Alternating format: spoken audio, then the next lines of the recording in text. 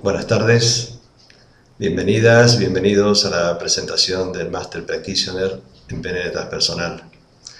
Un curso que para Techu y para mí, que somos los directores del programa, nos parece excepcional y al que dedicamos muchísimo cariño y mucho esfuerzo.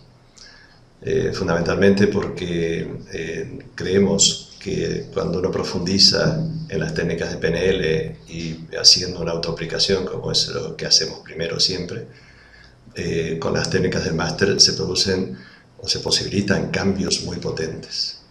De todo esto iré hablando pues en esta charla, que espero que no sea excesivamente larga y que podamos explicar qué es lo que hacemos. En primer lugar, lo más importante es que cuando hablamos de lo que es maestría, decimos siempre que la definición tradicional es una fusión entre arte y técnica. De esa fusión entre arte y técnica, cada uno de nosotros hacemos una obra de arte. Es decir, tenemos que ir mezclando y cada uno lo tiene que mezclar de una forma específica, especial. Y empezamos a saber que eso se ha producido, esa maestría, cuando hay muchos de estos pequeños chispazos que van ocurriendo durante el curso y después, por supuesto, en la vida cotidiana.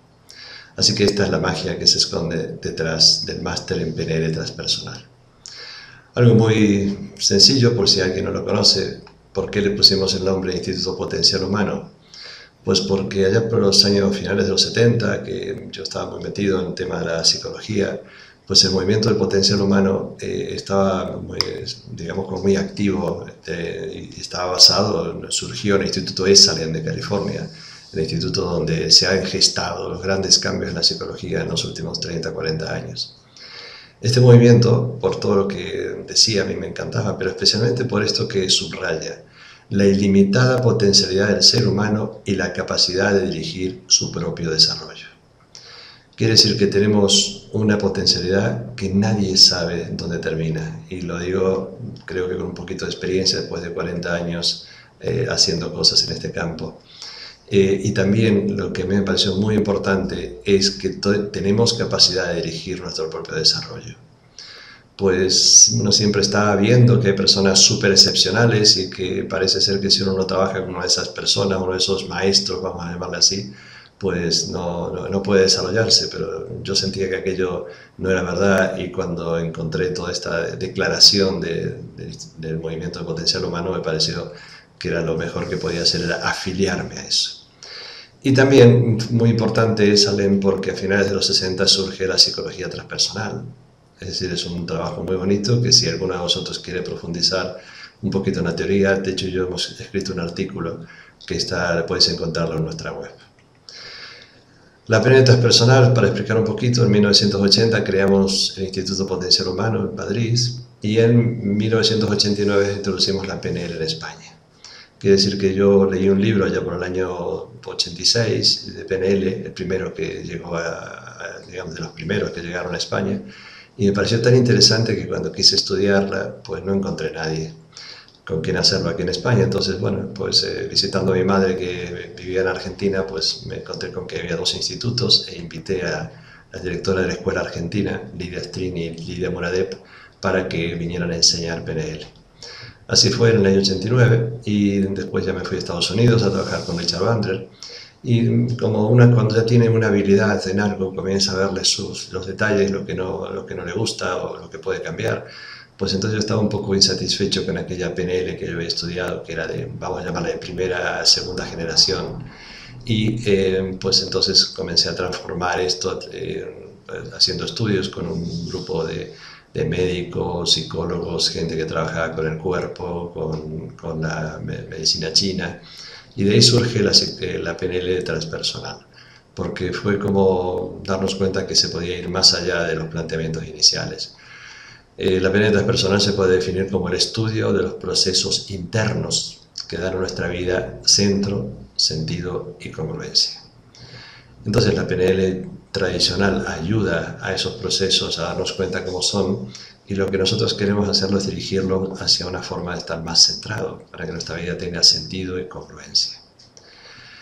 La PNL transpersonal plantea una concepción unitiva del ser humano, y su objetivo primordial es el modelar nuestro aspecto esencial, que es el integrador de nuestros pensamientos, emociones, creencias, valores, hábitos. Ahora lo explicaré un poquito con más detalle, pero esta esencia se expresa en todos los aspectos de nuestra vida y especialmente de lo que llamamos identidad. Normalmente, la mayor parte de las veces, lo que buscamos como aspecto integrador, sin darnos cuenta, porque no lo sabemos muchas veces, es que ese aspecto integrador es la parte de la psicología, vamos a llamarle, más externa. Aquí lo represento con esta figura. Hay algo esencial, esencia, alma, identidad esencial, la conciencia, si queréis decirle también, me da lo mismo. Y hay una cosa que es más superficial, es lo que llamamos personalidad y ego. Y ahí está la diferencia entre identidad esencial y identidad psicológica. ¿Desde dónde quieres tú conectar? ¿Cuál quieres que sea el centro de tu vida? De verdad que tenemos capacidad de elección. Lo que pasa es que nuestra identidad psicológica es muy fuerte porque es la que nos permite vivir, esa personalidad que está adaptada a lo que vivimos todos los días. Pero realmente podemos elegir. Y la PNL transpersonal brinda herramientas para esta parte. Entonces esta parte brinda unos mapas para facilitar el viaje de conocimiento interior. Bueno, con este enfoque pues empezamos con lo que significa el proceso de conocimiento. Normalmente tenemos un conjunto de premisas, algunas de ellas las transformamos en verdades, otras son creencias, y dicen que tradicionalmente cuando se juntan, en ese espacio donde se juntan las verdades y las creencias aparece el conocimiento. Pero este conocimiento llega exclusivamente cuando tenemos una experiencia. No cuando leemos libros, no cuando nos han contado algo, como bien sabemos, sino cuando hay una experiencia. Una experiencia que haga contrastar lo que son nuestras verdades con nuestras creencias. Este es el punto más importante, es decir, las creencias están configurando nuestra vida, la han configurado y la seguirán configurando. Por eso, trabajar sobre las creencias es uno de los puntos más importantes del máster. La teoría es lo que determina lo que podemos observar. Esta frase pues está dicha por un señor que hoy en día tenemos mucha admiración, por lo menos yo, que es el comentario que dice Einstein a Heisenberg, que era muy importante la teoría, porque realmente si no tenemos un marco claro, no sabemos hacia dónde mirar. Pongamos en los últimos años, este último año pasado, el bosón de Higgins. El bosón de Higgins fue posible descubrirlo porque se hizo toda una teoría que hablaba de la posibilidad del descubrimiento. Si no hubiera existido esa teoría, de ninguna forma se podría haber llegado al descubrimiento del bosón de Higgins como a tantas otras cosas. Así que vamos a hablar un poco de la teoría y después hablaremos de lo que haremos en el máster. Richard Bandler ha descrito la PNL como una actitud y una metodología que deja tras de sí una estela de técnicas. La actitud, dice él, es de exploración, observación, curiosidad y flexibilidad. En la curiosidad insisten muchísimo Bandler y Grinder, es decir, que ponerse una mente curiosa de ver y qué más, y qué otra cosa hay, es decir, como esa actitud interior es la que puede producir grandes descubrimientos y grandes cambios, por supuesto.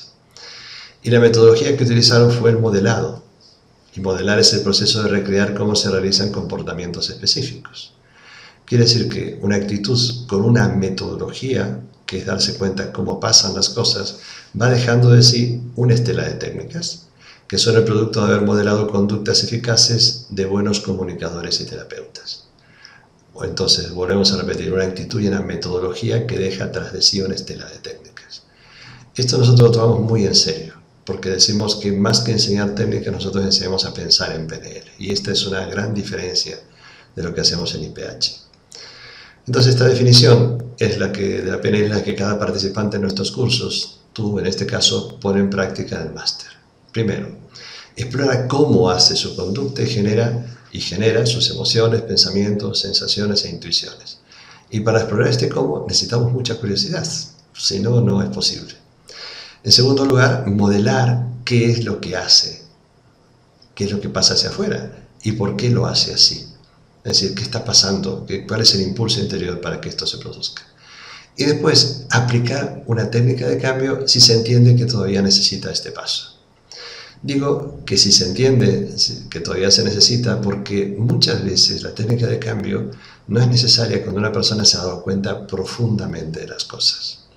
Entonces, en el máster, al tratar de entender un poco más profundamente lo que hacemos, hay veces que el cambio se produce solamente por el darse cuenta y que pensamos que es una ocasión maravillosa de transformación. Por eso, ante un dilema, problema o objetivo en el máster aprenderemos, primero, qué hacer para producir el cambio. Por supuesto, siempre en uno mismo y en los demás. ¿Dónde y cuándo realizar la acción justa? Porque no es en cualquier momento que tienes que hacer el cambio, tienes que esperar el dónde es ese lugar y el cuándo es el tiempo. Y después cómo, porque si es muy fuerte la acción que realizas, algo se puede romper, y si es muy débil no sirve. Y yendo más allá de lo que la PNL tradicional contempló, lo que nosotros planteamos es para qué, por qué y sobre todo desde dónde hacerlo. Porque muchos cambios, uno hace aparentemente lo mismo, pero si no tiene una buena conexión profunda consigo mismo, pues ese desde dónde hace que se inutilice lo que estamos haciendo. Así que ponemos en marcha muchos mecanismos para poder cambiar. En nuestro máster la secuencia de aprendizaje está organizada en función de las necesidades de los participantes, tanto las declaradas como las percibidas por los formadores. Este diseño personalizado hace que cada curso sea único e irrepetible. Y os doy mi palabra de honor que esto es así. Quiere decir que nosotros tenemos una secuencia que hace ya muchos años que estamos haciendo este curso.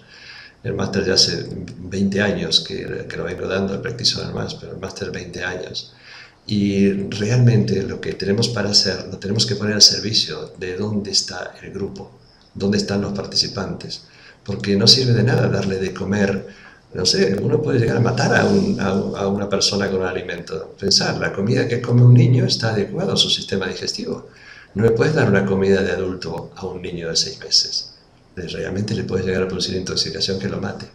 Entonces no sirve de nada pretender dar técnicas y profundizar mucho en un tema cuando hay algo que lo impide, algo que impide que se haga la digestión. Así que estamos trabajando constantemente en eso, tratando de ayudar a que todo el grupo se potencie, porque esto va a ser una garantía de aprendizaje para todos. Y el planteamiento básico del máster está definido por lo que Robert Dills ha llamado el campo unificado de la PNL. Sabéis que nosotros, nuestra línea, vamos a decir, de trabajo está muy en boga, o sea, muy conectada con la de Robert Dills. Le hemos traído a España 2 veces, vendrá su exmujer, su socia, Judith Delosier, que son los que son profesores, los directores de la Universidad de PNL que está en Santa Cruz. Y viene ahora en mayo del año que viene, así que también es un gran acontecimiento, pues Judith es otra de las grandes de la PNL, ¿no? Y entonces Dills genera este pensamiento, él dice que habla de las generaciones de la PNL de tercera generación sería una PNL que es sistémica, que trata de entender mucho más allá de las cosas que aparecen todos los días. Pues también tenéis un artículo en la página web por si queréis leerlo, que se llama Las generaciones de la PNL.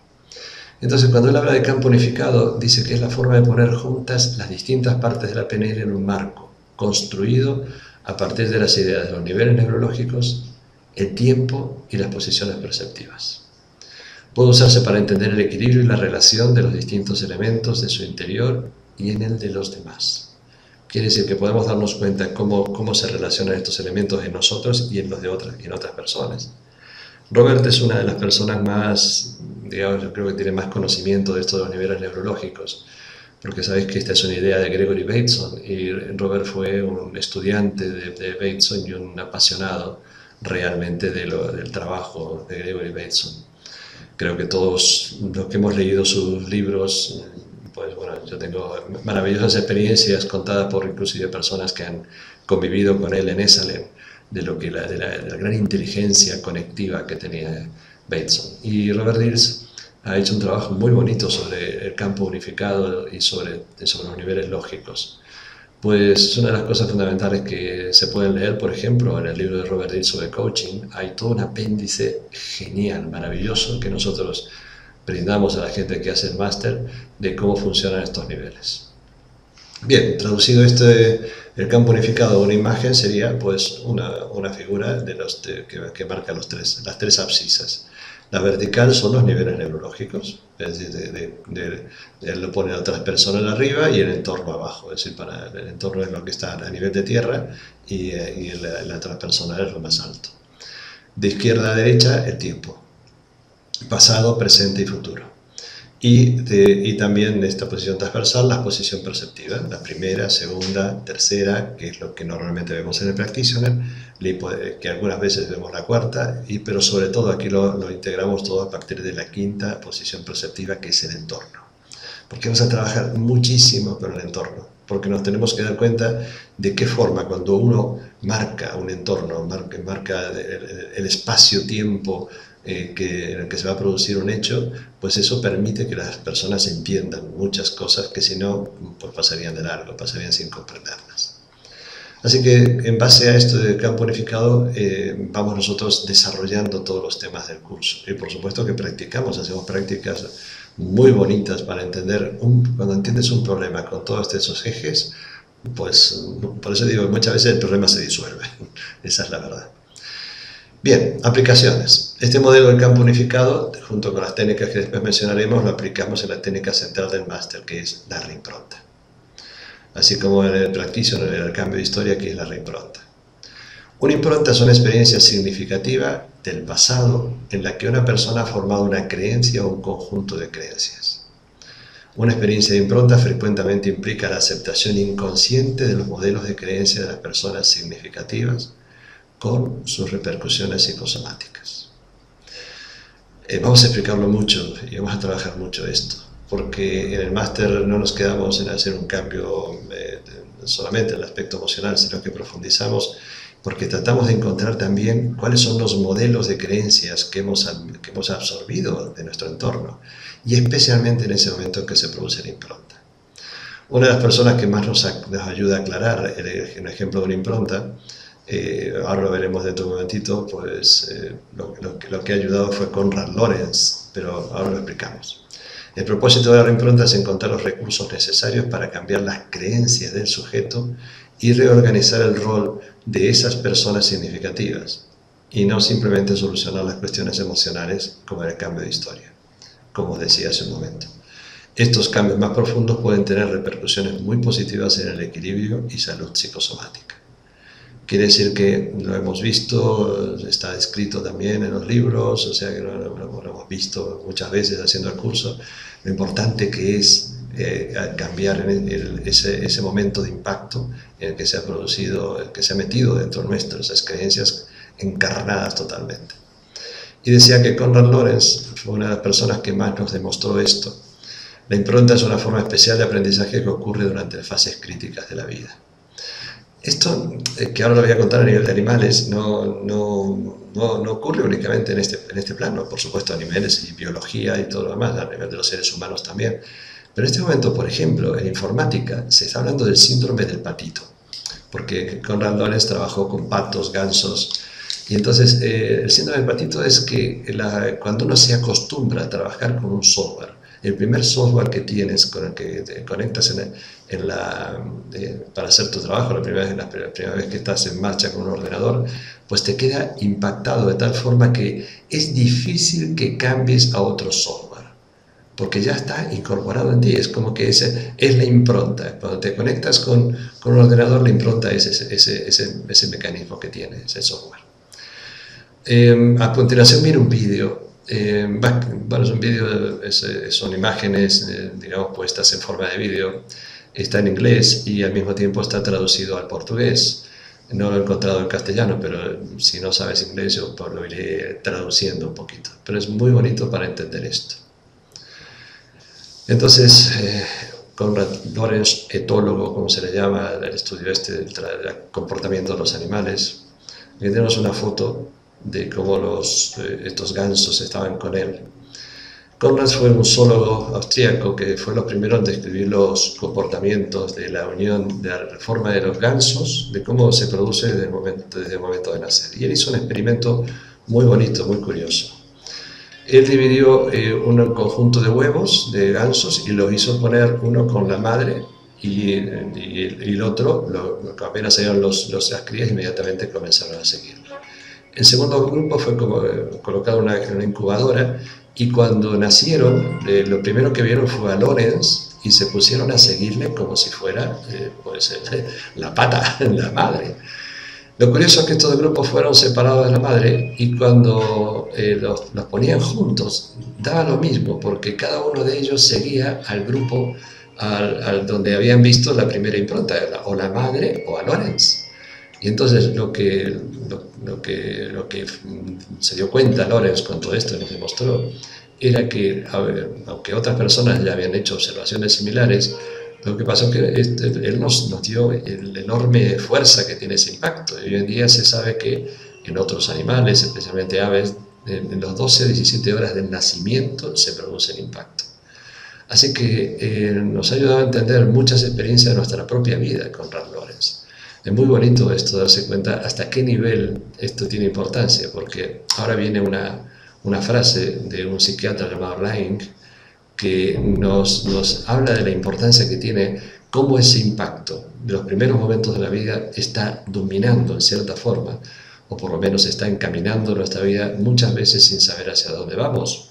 Por ejemplo, decía Laing, el rango de lo que pensamos y hacemos está limitado por aquello de lo que no nos damos cuenta.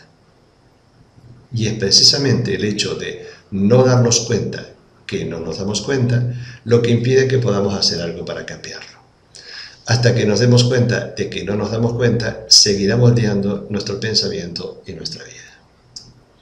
Es una frase para leerla muchas veces, porque aquí hay mucha información, aquí hay muchas cosas que jugando con este trabalenguas en cierta forma, uno puede empezar a comprender. Lo que moldea nuestra vida es que no nos damos cuenta de que hay cosas que la están condicionando. Y a esto nos dedicaremos en el curso. Con todas las técnicas de PNL, ayudado por otras cosas que ahora contaremos, pues nos permitimos entender y darnos cuenta de cosas que hasta ese momento no sabíamos que existían.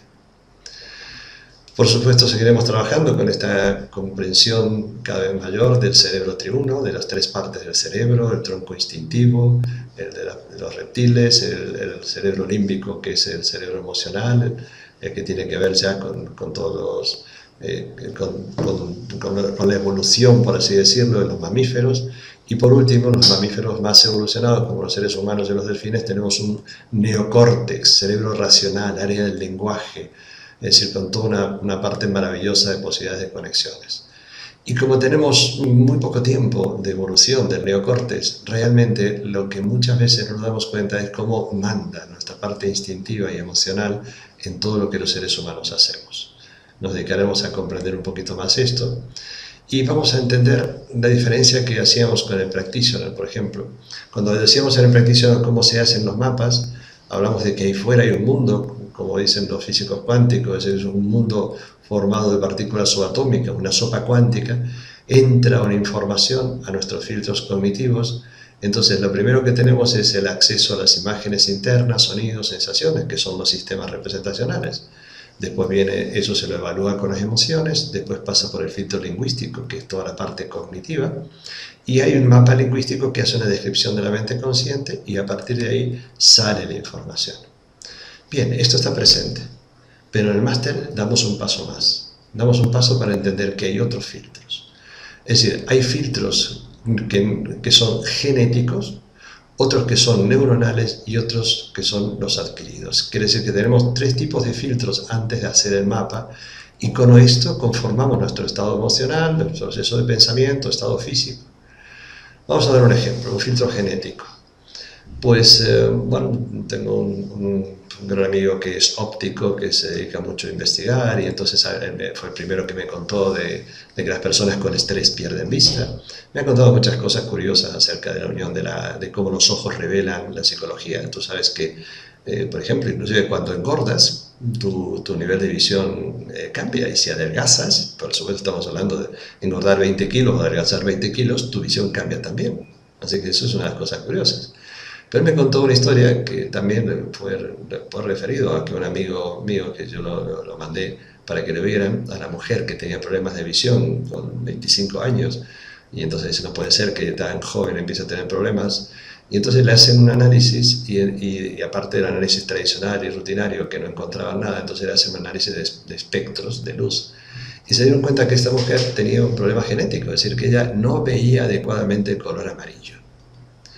Cuando le ponen unas gafas que únicamente es un cristal de color amarillo, por supuesto que adecuado a su percepción y todo lo demás, de repente empieza a ver normalmente.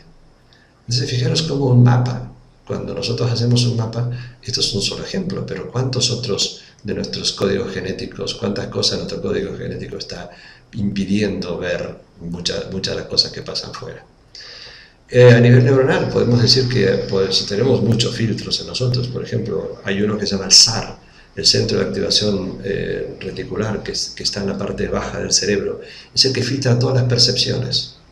Y según lo que ese centro, que está muy ligado a la supervivencia, considere que es un peligro, considere que es apto o no apto, resulta que vemos o dejamos de ver cosas que están pasando en el entorno. No es que desaparezcan las cosas, simplemente no le prestamos atención. Y al no prestarle atención, eso no llega a impactar nunca en nuestra vida. Tengo aquí anotado, en cada segundo entran 4 millones de bytes de información a través del SAR, 4 millones de bytes. Y él únicamente da acceso al cerebro a 2000 de esos 4 millones de bytes.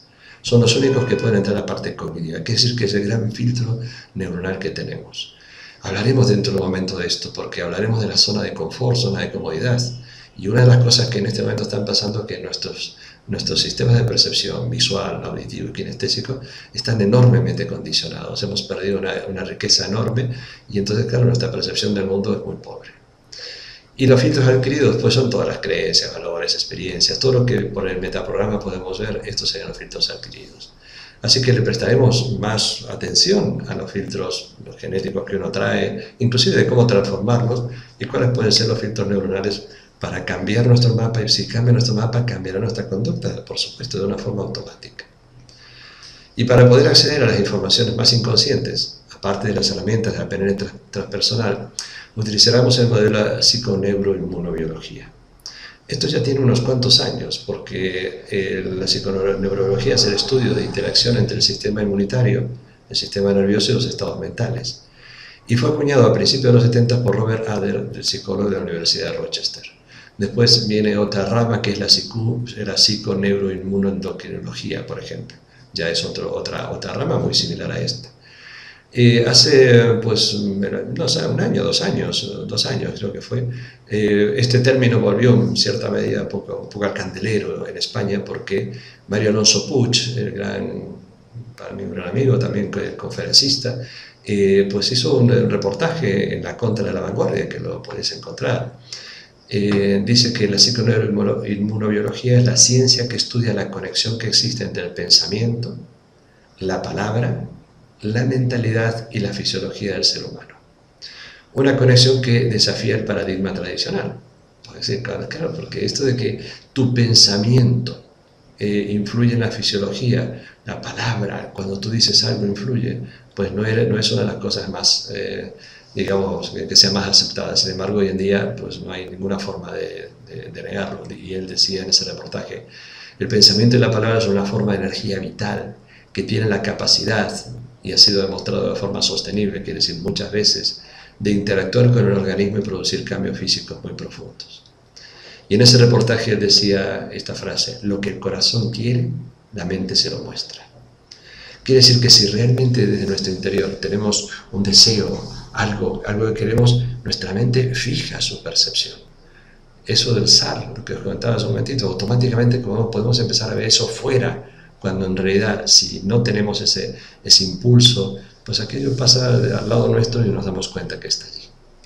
Así que bueno, trabajaremos con los modelos de la psiconeuroinmunobiología que nos pueden ayudar y también incluiremos herramientas de la psicología transpersonal. Una de las cosas fundamentales es el campo magnético, por ejemplo, que ya iremos hablando un poquito más. La psicología transpersonal es un enfoque terapéutico y de evolución personal que tiene como fin el desarrollo de la conciencia, contemplando la dimensión esencial del ser humano.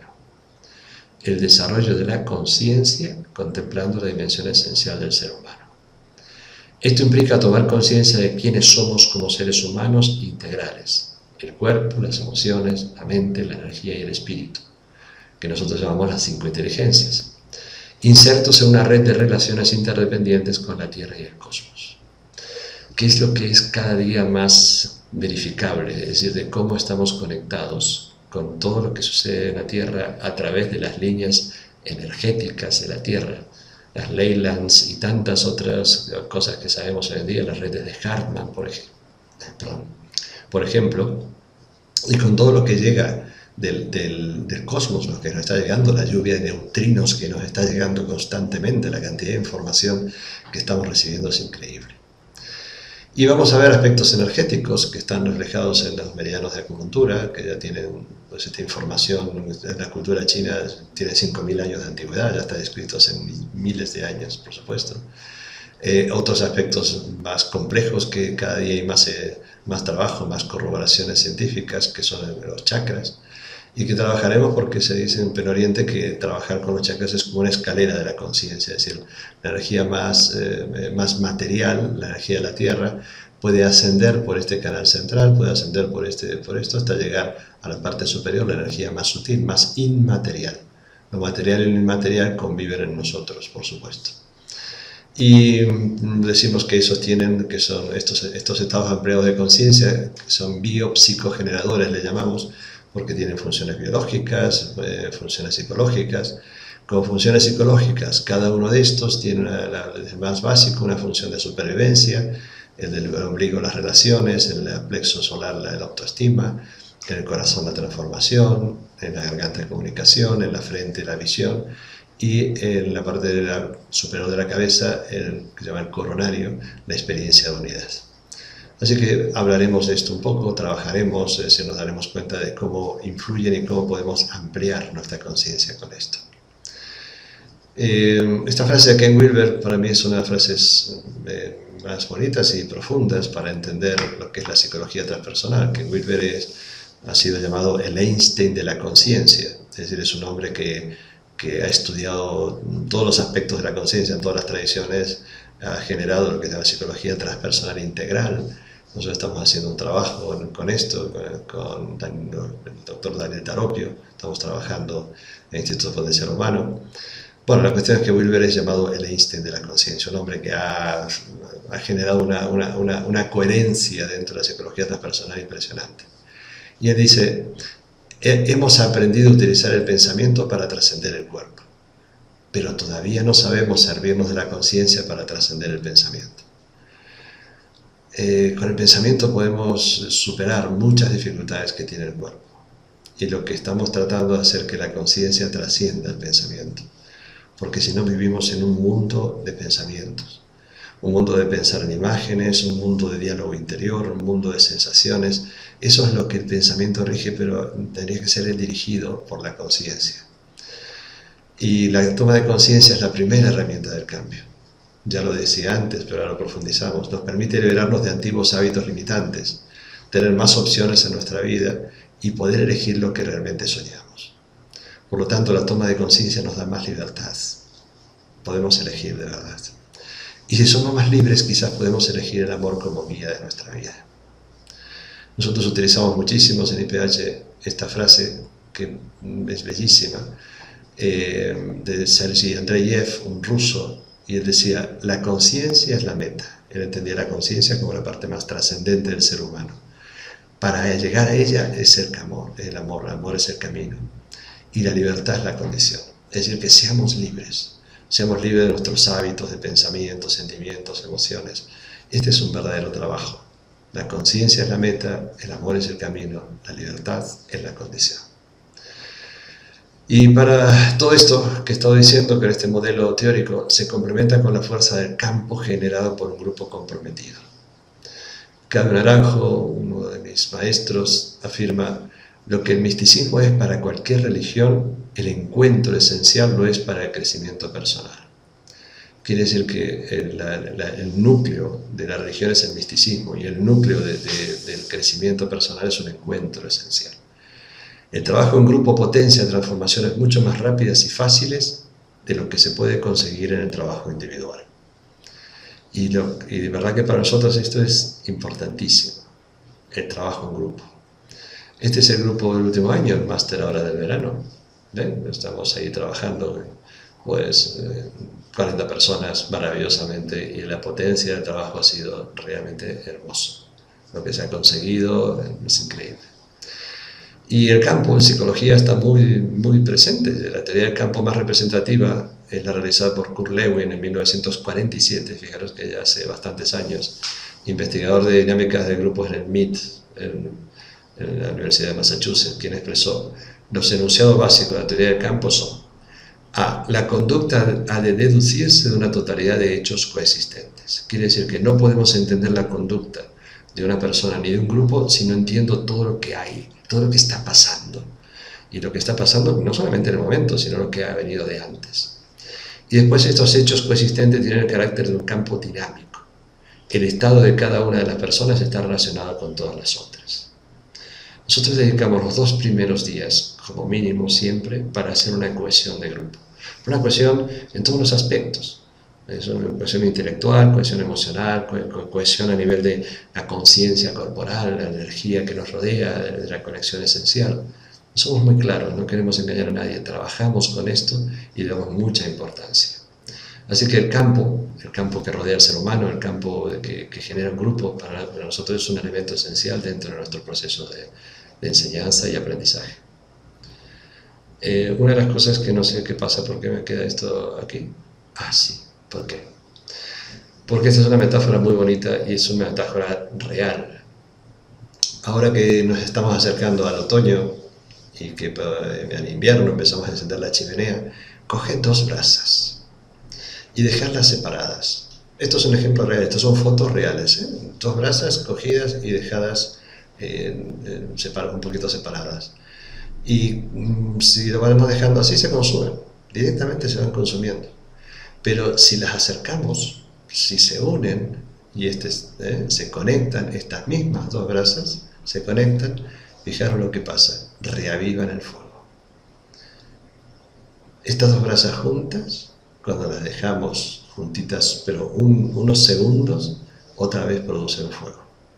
Y este es el ejemplo para nosotros del trabajo con un grupo. Al principio son personas separadas, después vamos facilitando la unión, la conexión, y entre todos los que estamos ahí dentro revivamos el fuego. El fuego de la conciencia, el fuego del amor, el fuego de la libertad, que son los fuegos más importantes que nosotros con los que queremos trabajar. Bien, dicho todo esto, ahora decimos: entre todos podemos generar un espacio-tiempo donde sea posible cambiar, ampliar nuestra zona de confort, lograr resultados extraordinarios y abrir nuestra mente a las infinitas posibilidades que cada día nos ofrece. Estamos viendo una parte pequeña del mundo, estamos comprendiendo una parte pequeña de nuestra vida y es posible ampliar, ver otras cosas y entender cosas que si uno no se mete en un proceso de conocimiento no puede entender. Es decir, las cosas se pueden ver desde muchos ángulos, de muchas formas distintas. Y normalmente tenemos 1, 2 o 3 maneras de entenderlas. Así que nos ocupamos y preocupamos de ayudar a cambiar las perspectivas para ver el mundo de otra forma. Esta es la zona de confort. En la zona de confort están no solamente nuestros conocimientos, hábitos, emociones, pensamientos, está todo lo que nosotros hemos vivido está por ahí dando vuelta. Y lo que pretendemos es ampliar esa zona de confort. Porque cuando ampliamos la zona de confort, aquí empezamos a operar con una mente extraordinaria. Es decir, la zona de confort habitual, la mente ordinaria, esta es extraordinaria. Somos capaces de aumentar nuestra zona de confort. No destruirla, es una tontería destruirla, es hacerla más amplia para que muchas otras cosas podamos aprovechar en la vida. Esta es la oportunidad que encontraréis en el máster. Durante estos días pondremos en marcha lo que nos hace diferente al resto de cursos de PNL. Enseñamos a pensar en PNL, a salirse de toda esa masa, de esa forma de pensar habitual, de todo el entorno, y empezar a ser individuos que podemos vivir de una forma mucho más cómoda. Vamos a suponer, vamos a una pecera que está vacía y es mucho más grande. Esta es la teoría que nos permitirá realizar transformaciones y cambios deseados. Volviendo a Einstein y a Heisenberg, a ese comentario, pues nosotros decimos, con el Tao, la unidad, dividido en 2 partes, y aquí tenemos la fórmula de Einstein, que es la energía es igual a la masa por la velocidad al cuadrado. Pues bueno, ahí tenemos una forma de transformar la masa en energía y vamos a procurar utilizarla. Bien, todo este es el planteamiento. Vamos a ver qué hacemos en el lenguaje, el máster. El área del lenguaje será fundamental. vamos a trabajar con el poder de las preguntas, no solamente del metamodelo, sino de las preguntas en general. Vamos a ver qué tipo de preguntas nos pueden brindar mejores respuestas. Vamos a ver cuáles son las presuposiciones lingüísticas, porque cada vez que yo pregunto algo hay detrás una precisión, una presuposición. Cada vez que me explico algo hay detrás una presuposición. Así que vamos a ver la importancia que esto tiene. Trabajaremos con el metamodelo 2, es decir, es otro modelo que hizo Richard Bandler, es decir, como un complemento del metamodelo original. Vamos a ver cómo se pueden hacer preguntas dentro de las frases, preguntas empotradas que se les llaman habitualmente, y postulados conversacionales. ¿Cuál es el menú de influencia lingüístico y patrones lingüísticos para el cambio de creencias, por ejemplo, y aplicaciones del lenguaje al trabajo con grupos, equipos, educación? Quiere decir que todo esto es absolutamente práctico, ya sabéis, la teoría está dada desde antes y la clave es llevarlo a la práctica cuando comencemos.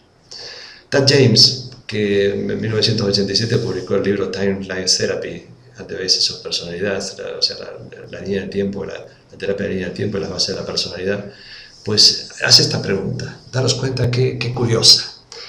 ¿Cuál es la pregunta que puedo hacer que por la naturaleza misma de las presuposiciones inherentes a la pregunta hará que el cliente haga el cambio mayor por tener que aceptar las presuposiciones inherentes a la pregunta? Esto es para pensárselo bien, ¿eh? Como vais a tener el vídeo y podéis pararlo, podéis pensarlo mucho. Una pregunta que podía estar en línea de esto, decís, ¿tú crees, por ejemplo, imagínate que si la madre le pregunta al hijo, ¿tú crees que si nos hubieses escuchado a tu padre y a mí, ahora no estarías en la maravillosa posición en la que te encuentras? La repito. ¿Tú crees que si no hubieses escuchado a tu padre y a mí, ahora no estarías en la maravillosa posición en la que te encuentras? Es curiosa la pregunta, pero obliga a que cuando uno responde, acepte las presuposiciones que están ahí dentro. Y esto, que puede ser llamado perfectamente manipulación, por supuesto que lo es, y puede ser utilizada de forma manipulativa, como toda la comunicación, por supuesto, cualquier otra herramienta de comunicación me da lo mismo, es una herramienta muy potente para nosotros mismos y también para los demás. Ayudarle a que vaya más allá de lo habitual. Cuando quieres que una persona amplíe su percepción, su comprensión del mundo, de lo que está sucediendo, las presuposiciones lingüísticas es una de las cosas más potentes que podemos utilizar. Así que bueno, aprenderemos a utilizar las presuposiciones. Otro tema que vamos a aumentar mucho, por supuesto, pues es el tema de la hipnosis ericksoniana. Profundizar en la comunicación simultánea, consciente e inconsciente, es decir, ya no que la persona esté, por supuesto que haremos ejercicios en trance profundo, pero también al mismo tiempo empezar a hablar y constantemente hacer una comunicación simultánea con el consciente y el inconsciente. Aprender a crear metáforas. Hay una estrategia muy bonita que Milton Erickson utilizaba mucho cuando una persona no podía hacer un cambio porque lo veía muy grande, que es la de similitud y diferencia. Es muy potente. Después la evitación de manos para inducir un trance profundo, es decir, es una técnica también de Erickson maravillosa. Y el autotrance inducido, es decir, vamos a ver de qué forma nosotros mismos, y de una forma mucho más profunda, podemos hacer un autotrance que lo podemos utilizar para cualquier cosa, para aprender mejor, para facilitar la comprensión de cualquier tema, y pensar que esto se puede hacer un autotrance inducido para uno estar despierto y haciendo las cosas en estado de trance. O sea, esto es realmente posible. Y Erickson decía que como miembros, hablando de la sugestión, que como miembros de una especie viva respondemos a las sugestiones de la naturaleza. Nos estamos adaptando al medio ambiente constantemente, generación tras generación. Toda persona es y ha sido sugestionable, puesto que se ha adaptado a su medio ambiente y a vivir en grupo. Lo que sucede con nosotros, los seres humanos, que así como cualquier otra especie viva nos estamos adaptando, pero la naturaleza está dando las sugestiones, pero los animales reciben esas sugestiones de una manera directa, mientras nosotros las pasamos a través de todos los filtros de nuestra comprensión. Así que somos sugestionables, pero somos sugestionables para habernos adaptado al ambiente de vivir en grupo. Y esto, que es una de las necesidades fundamentales del ser humano, al mismo tiempo puede ser una de las trampas mayores. Pensarlo. es tan fuerte nuestra necesidad de adaptación, de ser aceptado y todo lo demás, que ha condicionado muchas de las cosas que podíamos vivir. Ahí es donde Jung a esto le llamaba la sombra. La sombra es aquello que tienes en tu interior, que ni siquiera sabes que tienes y que has reprimido muchas veces porque tu medio ambiente no lo permitía.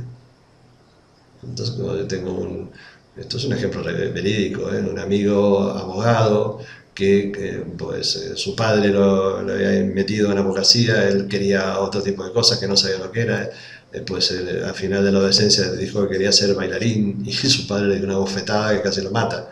Tú, abogado. Y bueno, ahí está, y a los 40 años, entrando en una crisis de los 40, que estaba el tío desesperado, a mí me gusta, ¿qué me gusta? Empezaba todo el proceso y me gusta bailar. Y cuando empezó a bailar y a hacer danza contemporánea y todo lo demás, el tío conectó nuevamente con toda la fuerza de su sueño, de todo lo que para él era importantísimo, porque se había adaptado para vivir en grupo, porque era la manera de ganar el afecto, el respeto, el cariño, y fue todo lo que corresponde a una familia, ¿no? Así que bueno, iremos viendo esto de la sugestión, cuáles son las sugestiones que nos sirven, cuáles que no nos sirven, qué podemos cambiar de todo esto. Aprender a pensar diferente, os decía hace un momentito que esto es otra de las cosas esenciales. Así que una de las cosas que utilizaremos es la estrategia de creatividad de Walt Disney. Es decir, Robert Disney modeló a Disney y entonces hablaba del creador, del soñador, hablaba del realizador que realizaba las obras y hablaba de ese pensamiento crítico en el sentido positivo, de darse cuenta de qué es lo que se puede mejorar. Otra cosa que nos puede ayudar a pensar es generar encuadres sistémicos. O sea, cómo generas un encuadre y todo cambia, se puede pensar de una forma distinta. Desarrollar el pensamiento abductivo, que es un nombre totalmente científico, es decir, tenemos el pensamiento deductivo e inductivo. La tercera forma de pensar, que puede ser más intuitiva, se le llama la abductiva, es decir, que va más allá, que funciona en paralelo. Muchos temas, como Del Bono ha hablado del pensamiento deductivo con su nombre, Sombreros para Pensar, pero vamos a profundizar en esto. Ampliar la percepción para salir de la zona de comodidad. Ampliar la percepción, ¿qué significa? Ya lo decía también, utilizar mejor los sentidos. Porque, por ejemplo, yo estoy muchas horas trabajando con la pantalla del ordenador, como estoy en este momento, mirando la pantalla, haciendo la grabación. Pero esto hace que yo haya dejado de tener la percepción hacia los lados. Y la percepción lateral me permite percibir un conjunto de informaciones que la percepción frontal no me lo permite. Esto está muy estudiado a nivel de ojo. Y así pasa lo mismo con los oídos, pasa lo mismo con los sabores, con las sensaciones, con el tacto, todo. Entonces vamos a hacer un trabajo con los sentidos para ampliar la percepción, porque esto nos va a ayudar a cambiar. Es un trabajo para ayudarnos a pensar diferente. Después comprobar la conexión mente-cuerpo, pero de una manera que no deje lugar a dudas. Entonces vamos a trabajar, por ejemplo, para el logro de los objetivos, para que te des cuenta qué pasa en tu cuerpo cuando quieres un objetivo, cuando quieres dejar atrás cosas y cuando quieres acercarte a otras cosas. Así que es un trabajo muy importante que hacemos en el máster. Y por último, los cambios cuánticos en las 5 inteligencias, es decir, vamos a ver pequeños cambios, cómo se pueden producir pequeños cambios, es decir, las 5 inteligencias, la física, emocional, mental, energética, espiritual, es decir, aprender a dirigirlo hacia el objetivo, más que el objetivo, la misión que nos hemos planteado, a ver cómo se puede hacer esto. Y para eso entonces, cuando hablamos de diseño de objetivos, hablaremos de las 3 estrategias que hay para diseñar objetivos, cómo comenzamos, cómo hacemos las cosas. La primera estrategia es la negación, yo no quiero esto. Entonces la persona cuando viene te cuenta esto, no quiero esto. La segunda es, pues quiero hacer lo contrario de lo que hago. En este momento soy sumiso y ahora yo quiero ser una persona totalmente, prácticamente que aplaste a los demás. Tercera estrategia es la comparación. Quiero hacer las cosas como fulano. Pues me gusta mucho cómo lo hace, me gusta mucho cómo habla, pues quiero hacer como él. La cuarta estrategia para el diseño de objetivos es la teorización. Es decir, quiero hacer más esto que aquello, que lo de más allá. Es decir, uno tiene una teoría en su cabeza y quiere llevarla a la práctica y transformar un objetivo. La quinta estrategia es la estrategia productiva. Quiero hacer más de esto, quiero hacer más de aquello, quiero hacer más de lo otro. Y la sexta es como si hubiera alcanzado mi estado deseado, ¿cómo sería? Entonces se pone el estado deseado como estrategia para definir un objetivo.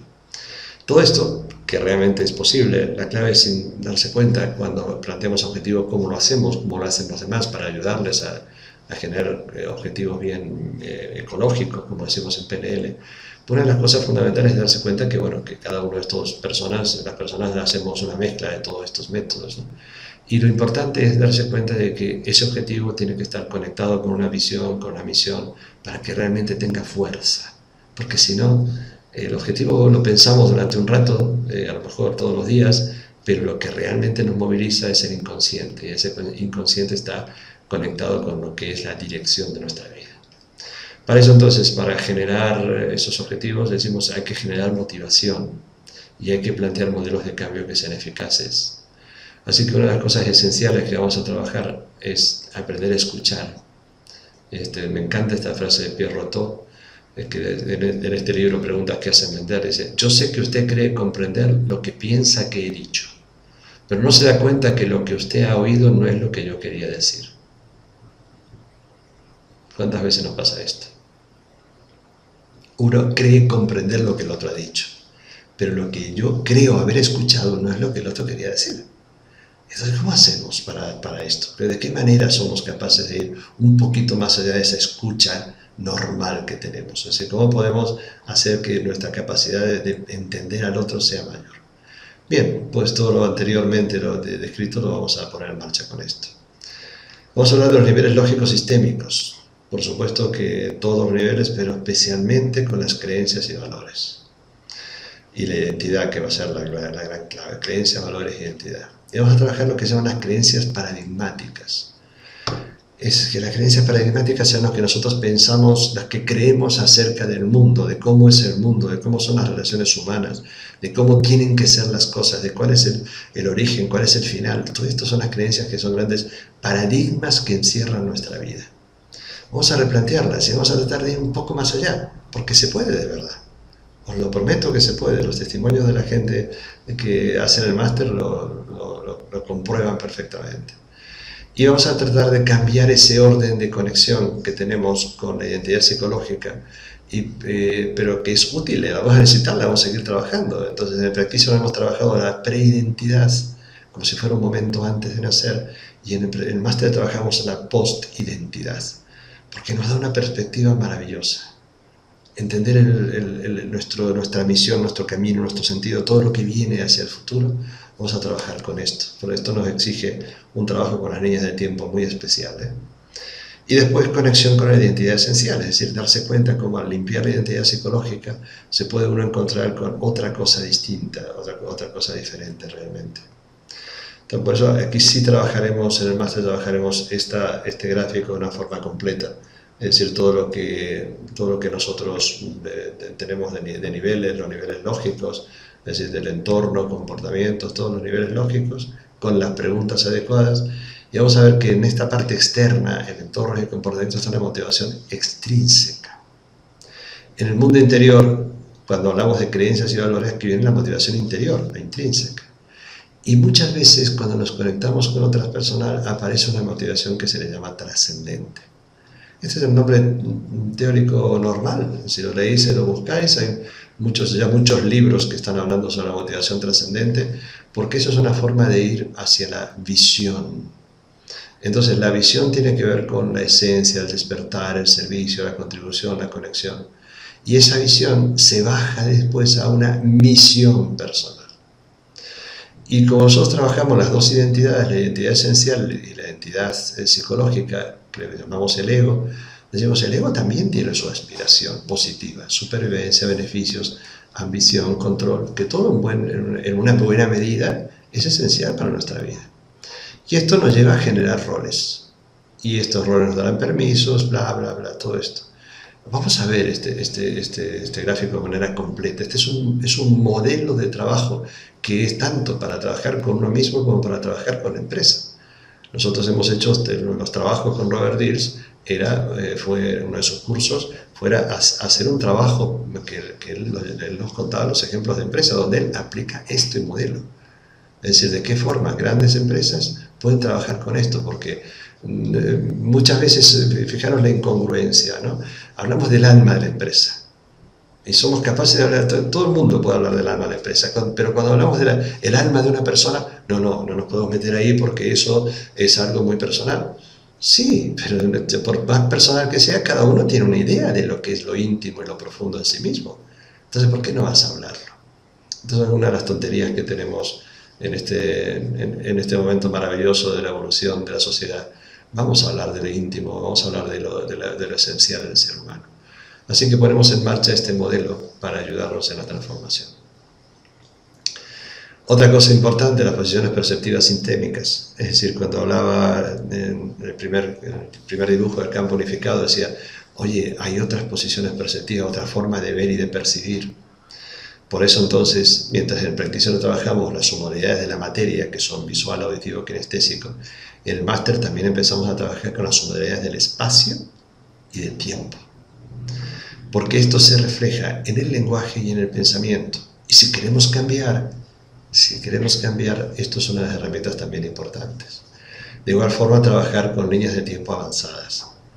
Es decir, son las líneas de tiempo genealógicas para recodificar el pasado. Trabajamos con lo que hemos recibido de herencia de nuestros padres, nuestros abuelos y bisabuelos, que son las tres, digamos que los autores están muy de acuerdo en que son los tres elementos fundamentales. Más allá de los bisabuelos, pues nos llega muy poco y nada a nosotros. Así que vamos a tratar de limpiar todas estas, o recodificar, como queráis llamar, toda la genealogía del pasado, y también líneas de tiempo para construir el futuro. El futuro puede construirse, y para eso muchas veces tenemos que darnos cuenta cómo estamos dispuestos ante la vida.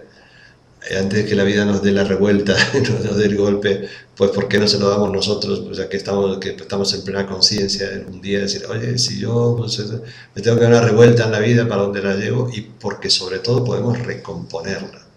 Y cuando nos acostumbramos a hacer esto, nos acostumbramos a este modelo, disposición, revuelta, recomposición, pues de repente te das cuenta que no le pierdes el miedo a muchas cosas. Porque es tan rápido como las cosas que vienen, se cambian los planes y tú eres capaz, automáticamente empiezas a poder cambiar y recomponer la situación. Pues es una situación maravillosa para dirigir grupos, por ejemplo. Yo confieso que yo lo aplico constantemente en los cursos. Así que esto tiene que ver con las posiciones perceptivas sistémicas. Así que tenemos el trabajo con los niveles lógicos, de darnos cuenta de la conexión profunda que hay entre los niveles lógicos y las 5 inteligencias, y trabajarlas, por supuesto, para que lo que es inconsciente pueda ser dirigido. Recordar que nuestro objetivo cuando trabajamos con el inconsciente no es que seamos más conscientes de las cosas que tenemos dentro, que es una parte cuando lo que uno quiere limpiar, especialmente algo negativo, pero otra de las cosas fundamentales es instalar en el inconsciente programas directivos para ayudarnos a solucionar las cosas que queremos. Así que este será nuestro gran reto. Y aplicaciones a la salud. Pues muchas de estas cosas tienen aplicaciones a la salud, pero trabajaremos el efecto placebo, a ver de qué manera somos capaces de generar efecto placebo en nosotros, en los demás. Lo que se llama la epigenética es darnos cuenta de qué forma lo que rodea a nuestra vida, cuáles son los factores que pueden hacernos cambiar nuestros aspectos genéticos y tratar de ponerlos en marcha, por supuesto. La psiconeuroinmunobiología, que veremos cuáles son sus principios y de qué manera somos capaces de utilizarlos. El tema de la biología de la creencia, Bruce Lipton ha hecho un trabajo maravilloso, posiblemente conozcáis el libro, si no, lo recomiendo, porque de verdad de qué manera nosotros podemos cambiar nuestra biología cambiando las creencias. Un trabajo muy sencillo y muy bonito para un reequilibrio energético se llama el contacto terapéutico, que es aplicado en medicina por médicos y enfermeros, especialmente en Estados Unidos. Y hablaremos de Joe Dispenza cuando él habla de su libro Desarrolla tu cerebro, de cuáles son características esenciales para aumentar tu capacidad en todos los aspectos. Así que aplicado a la salud todos estos elementos.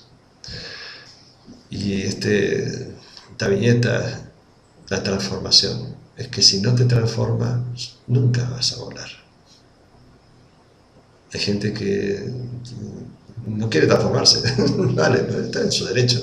Nosotros pensamos que la gente que viene al máster sí quiere transformarse, quiere salir de un estado para pasar a otro, quiere cambiar realmente.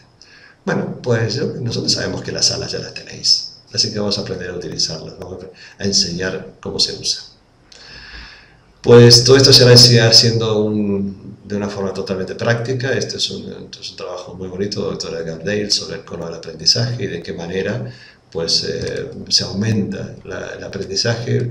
Símbolos orales quiere decir que las palabras, cuando te cuentan cosas, poco el recuerdo. Las imágenes pues un poquito más, y las grabaciones, después vienen las películas, televisión educativa. Ay, perdón que se me ha ido esto. Después las visitas, excursiones, demostraciones, demostraciones, experiencia simulada y experiencia directa. Es decir, el porcentaje de aumento del aprendizaje a través de la experiencia directa y lo que es el incremento de la memoria inmediata es enorme. Así que lo que pretendemos es que todo esto sea una experiencia, y en este caso yo estoy contando lo que puede ser la experiencia. Desde el punto de vista de la PNL, lo primero que podemos cambiar es lo que pensamos de nosotros mismos y de lo que sucede. Esta es la clave. Empezar a darnos cuenta que lo que yo pienso de mí, pues tiene otra manera de ser enfocado. Los demás no piensan lo mismo de mí. ¿Por qué? Porque están viendo cosas que yo no veo. Y puede ser que piensen cosas negativas, por supuesto, pero también pueden pensar cosas muy positivas. Ven virtudes, ven capacidades que muchas veces nosotros no vemos. Así que el primer gran aprendizaje es este. Y el modelo de cambio es, primer cambio, ¿cómo nos pensamos a nosotros mismos? Y para eso es necesaria una teoría, ¿quién eres tú? ¿Quién es el ser humano? Segundo cambio, lo que sucede en el entorno. ¿Qué es lo que está sucediendo? Y aprender a ver otras cosas en lo que sucede. Y inmediatamente decir, bueno, ¿qué es lo que puedo cambiar de lo que está sucediendo? Y el tercer cambio tiene que ver con las capacidades y potencialidades. ¿Cuáles son mis capacidades? Y habrá una nueva lista de capacidades. ¿Qué es lo que puedo cambiar? Cambiar lo que es realmente posible. ¿Dónde están los límites del cambio? Y si se puede superar los miedos y limitaciones. Así que aquí tenemos tres pasos. Lo que pensamos de nosotros, lo que pasa en el entorno y, más íntimamente, capacidades y potencialidades. Vamos a jugar con esto. Vamos a ver qué es posible cambiar. ¿Por qué?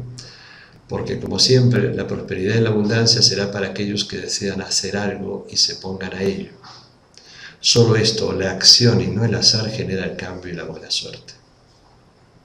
Dicho por Alex Rovira en el libro La Buena Suerte.